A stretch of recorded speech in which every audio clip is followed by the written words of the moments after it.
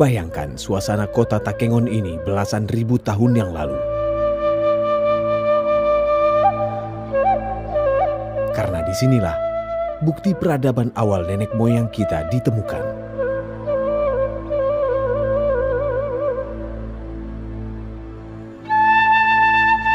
12.000 tahun yang lalu, mereka menyusuri bukit-bukit terjal ini.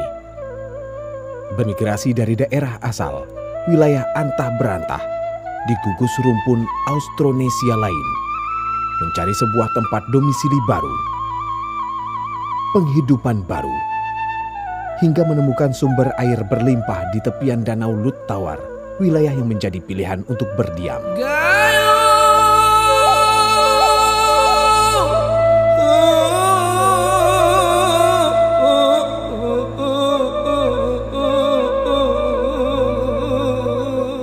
Dalam goa-goa yang lembab, dengan cahaya api sebagai penerang, mereka berburu, bercocok tanam untuk bertahan hidup, dan melewatkan hidup selama generasi ke generasi, selama ribuan tahun lamanya, dengan cara yang sama.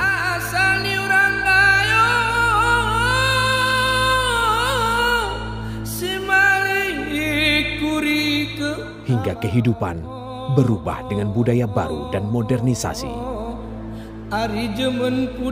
Siapa yang dapat menyangka bukti asal mula kehidupan masyarakat pada masa prasejarah ditemukan di sini.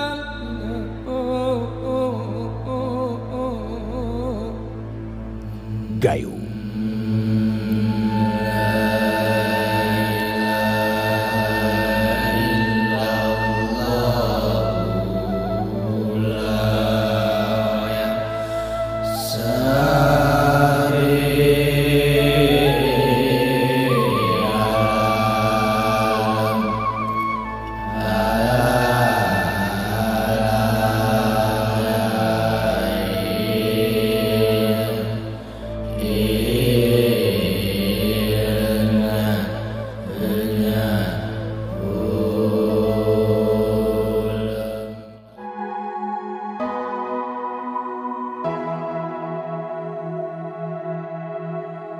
Etnis Gayo, salah satu etnis yang menempati wilayah dataran tinggi di Provinsi Aceh.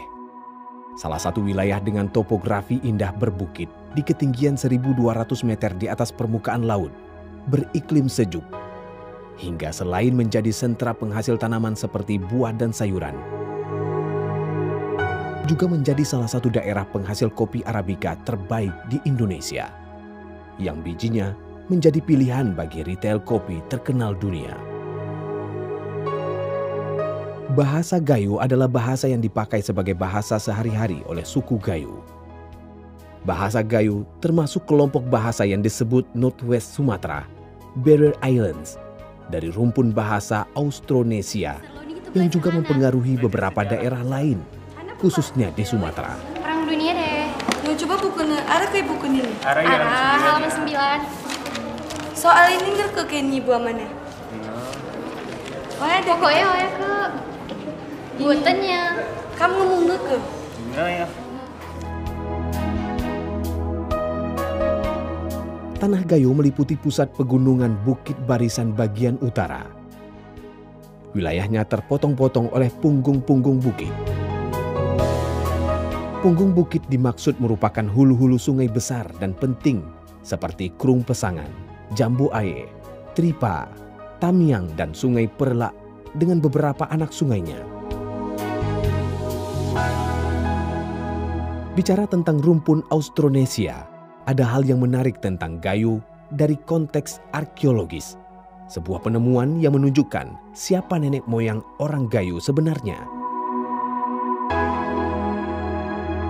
Orang-orang Gayo ternyata memulai peradaban pada masa sangat awal.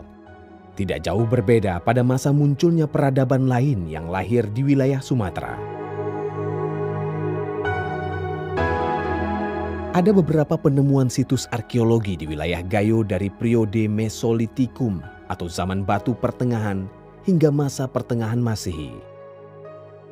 Tidak banyak yang mengetahui bahwa orang Gayo adalah salah satu peradaban terawal di Sumatera yang mampu dicatat oleh penelitian. Sebagaimana yang kita ketahui bahwa peradaban di Sumatera sebagai sebuah kesatuan wilayah telah ada sejak 75.000 tahun sebelum Masehi, dimulai dari erupsi Danau Toba di Sumatera Utara. Pada 9.000 tahun sebelum Masehi, serta Langkat dan Mendali pada sekitar 8.000 tahun sebelum Masehi. Di punggung bukit-bukit inilah jejak sejarah ini ditemukan. Sebagian besar berada di sekitar Danau Lut Tawar, danau kebanggaan masyarakat Gayo. Pada kegiatan survei arkeologi pada tahun 2009 di bagian belakang perbukitan ini diperoleh informasi adanya beberapa gua atau ceruk alam. Gua atau ceruk itu antara lain Gua Putri Pukes, Loyang Mendali di Kecamatan Kebayakan. Juga ada pula Loyang Kuru yang berada di wilayah administratif Kecamatan Lut Tawar.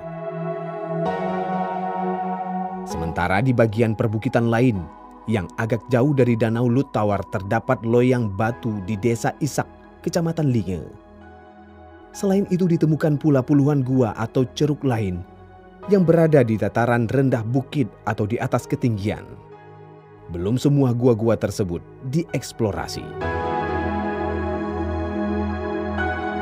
Setahun kemudian pada tahun 2010, Balai Arkeologi yang berkantor di Sumatera Utara mulai melakukan ekskavasi terhadap gua yang dalam masyarakat setempat disebut loyang. Hasilnya diperoleh sebuah penemuan yang kelak dapat menjelaskan tentang asal-usul masyarakat Gayo.